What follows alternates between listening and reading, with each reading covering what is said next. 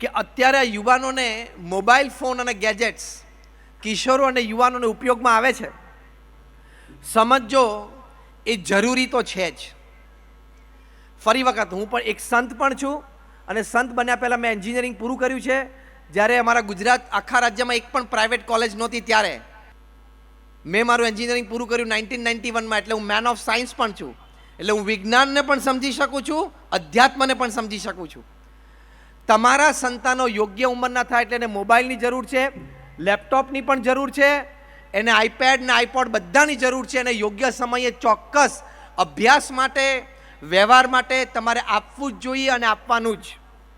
પણ એ મચ્યોર ન થાય ત્યાં સુધી તમારે અત્યંત કાળજી રાખવી પડશે. તમને હું સ્ટીવ જોબ્સની વાત કરું. કોરોના દરમિયાન મેં એમનું જીવન ચરિત્ર વાંચ્યું. સ્ટીવ જોબ્સ એટલે જેમણે આઈફોન બનાવ્યો, આઈપેડ આઈપોડ બનાવ્યું, આઈ ક્લાઉડ આપ્યું. અત્યારે પૃથ્વી ઉપર એવી વાત છે કે દર સેકન્ડે 11 આઈફોન વેચાય છે. એટલે કે આખા દિવસમાં જેટલા આઈફોન વેચાય એને તમે સેકન્ડમાં ભાગાકાર કરો તો દર સેકન્ડે 11 આઈફોન. પૃથ્વી ઉપર જેટલા આઈફોન છે ને એ બધાને તમે એક ઢગલો ભેગો કરો તો પેરિસના આઈફેલ ટાવર જેટલો ઊંચો થાય. આઈફેલ ટાવરનો જે હાઈટ છે ને એટલી હાઈટનો ઢગલો થાય. એ સ્ટીવ જોબ્સના જીવન ચરિત્રમાં, જીવન ચરિત્રનું નામ જ છે Steve jobs because it is self a brand name. એમાં એક પ્રસંગ લખાણો છે કે એમાં નાનપણના એના મિત્ર એમને ત્યાં રાત્રિ ભોજન માટે ગયા. એટલે સ્ટીવ જોબ્સનો પરિવાર બેઠો હતો, એમના મિત્રનો પરિવાર બેઠો. બે પરિવાર સ્ટીવ જોબ્સના ઘરે રાત્રિ ભોજનમાં ભેગા થયા. એ વાર્તાલાપ દરમિયાન એમને ખબર પડી, એ ન્યુયોર્ક ટાઈમ્સના સબ એડિટર હતા મિસ્ટર નિક. એમણે આ પ્રસંગ સ્ટીવ જોબ્સ જીવન ચરિત્રમાં લખ્યો છે. એને પૂછ્યું સ્ટીવ જોબ્સને કે તારા દીકરા દીકરી 11, 12, 13 વર્ષના થયા છે, એ કયો આઈફોન વાપરે છે? એટલે સ્ટીવ જોબ્સે કહ્યું કે મને શું કામ પૂછે છે, એમને પૂછને. આ તારી સામે બે દીકરા દીકરી મારા બેઠા છે, 12, 13, 14 વર્ષના એમના દીકરા દીકરી. એટલે પૂછ્યું કે વિચ આઈફોન્સ ચિલ્ડ્રન ડુ યુઝ? એટલે બંને જણાના દીકરા દીકરી આમ જમવાનું ચાલુ રાખે, ઊંચું જોયું જ નહીં. એટલે એણે સ્ટીવ જોબ્સને પૂછ્યું. સ્ટીવ જોબ્સે કહ્યું, my children have not touch the iPhone. મારા સંતાનો હજી આઈફોનનો સ્પર્શ નથી કર્યો. નિક કે મારા હાથમાંથી ચમચી છૂટી ગઈ. શું વાત કરે છે સ્ટીવ? ત્યારે સ્ટીવ જોબ્સે કહ્યું કે બંને સંતાનોને મેં કીપેડ વાળો નાનો ફોન આપ્યો છે.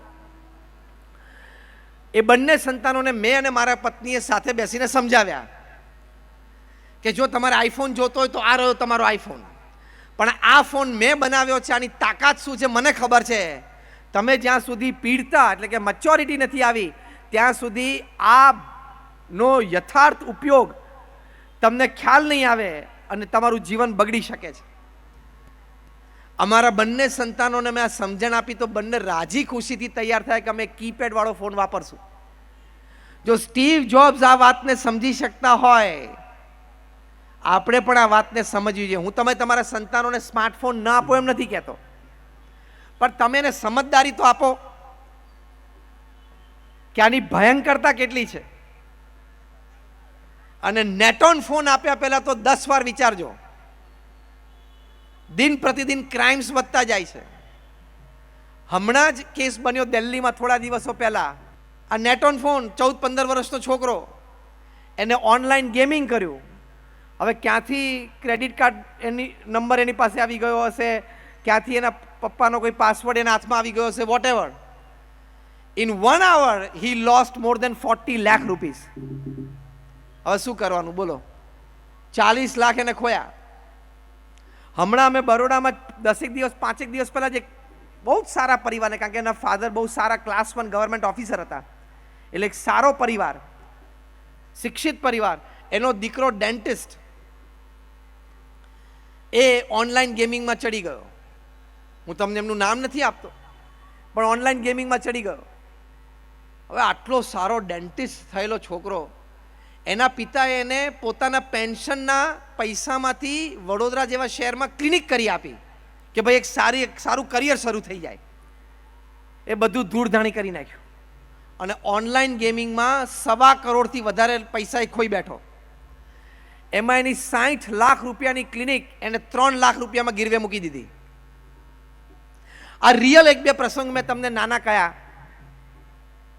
એટલે તમારા સંતાનોને તમારે આમાં વિવેક શીખવાડવો પડશે.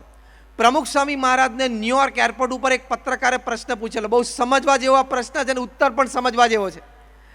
પ્રમુખ સ્વામી મહારાજને પત્રકારે પ્રશ્ન પૂછ્યો કે આ મોડર્ન ડે ટેકનોલોજી, ઇન્ટરનેટ અને કમ્પ્યુટર એ આશીર્વાદ છે કે શ્રાપ છે?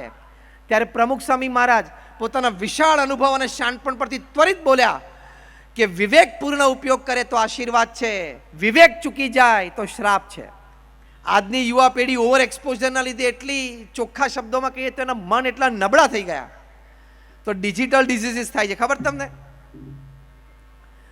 વર્લ્ડ હેલ્થ ઓર્ગેનાઇઝેશન WHO જે યુનોની એક સંસ્થા છે, એના એક તારણ પ્રમાણે તમે જો દિવસમાં 5 થી વધારે વખત ફેસબુક ઓપન કરો તો તમે માનસિક રોગથી પીડાવ છો.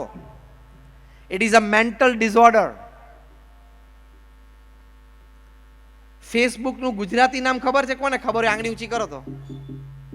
ફેસબુકનું ગુજરાતી નામ કોઈને ખબર હોય તો સ્પષ્ટ ગુજરાતી. હા, ચલો હું તમને કહું, તમને ખબર નથી એટલે. જે શબ્દ આપણે વર્ષોથી પેઢીઓથી બોલીએ છીએ એ જ છે. શું? પંચાત. ફેસબુકનું ગુજરાતી છે પંચાત. કોઈક 2-5 જણા ભેગા થાય ને કંઈક આઈસ્ક્રીમ ખાતો ને ભેગા થાય ને આનંદ કર્યો, એના ફોટા પોસ્ટ કરીને તમે બેઠા બેઠા ઘરે બેઠા બેઠા પેલો દેખાડો મને કેમ ના બોલાયો ને મને બોલાયો તો જાત ને નજીકમાં જતા ને કોઈ ફોન ના કરે ને આપણો લાલ ટી શર્ટ વાળો છે જ કામ આવું કરે છે ને એને ફોમો કહેવાય. FOMO, fear of missing out.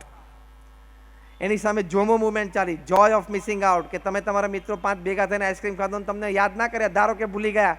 એની સામે તમારે પણ રાત્રે પપ્પા મમ્મી સાથે બેસીને ઢોકળાને ખીચડી ખાતા એના ફોટા પોસ્ટ કરવાના કે તે મિત્રો સાથે આનંદ કર્યો ને આજે મેં પપ્પા મમ્મી સાથે ઢોકળા ખાધા. જોય. એન્ઝાઇટી રોગ થાય. ખબર તમને યુવાનોને? આની માટે ડિપ્રેશન થાય છે, પિલ્સ લેવી પડે છે. 15-15, 18-18 વર્ષના દીકરા દીકરીઓને સ્લીપિંગ પિલ લેવી પડે, રાત્રે ઊંઘ ના આવે, હોસ્પિટલાઇઝ કરવા પડે છે, IV ચડાવવું પડે છે. એન્ઝાઇટી. ટેક્સ્ટ પ્લસ એન્ઝાઇટી એટલે શું? અરે અડધો કલાક થયો ને કેમ કોઈનો મેસેજ કે ફોન નથી? તો તું સેલિબ્રિટી છું?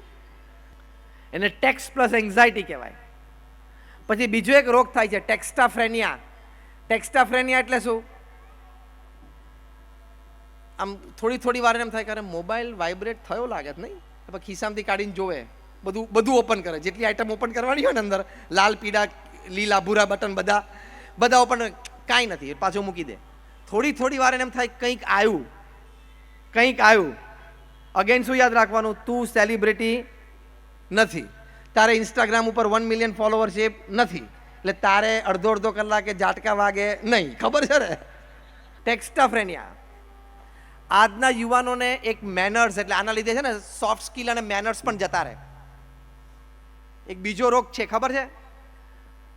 એ ફબિંગ. PHUBBING. ફબિંગ એટલે ફોન પ્લસ સ્નબિંગ. સ્નબિંગ એટલે પ્રત્યક્ષ કોઈ વ્યક્તિ હોય એની સામે તમે જુઓ નહીં, એનો અનાદર કરો, એને ભાવ ના આપો, ભાવ ના પૂછે, એને સ્નબિંગ કહેવાય. તો ફોન પ્લસ સ્નબિંગ એટલે શું? આજના યુવાનોમાં બહુ જ જોવા મળશે તમને.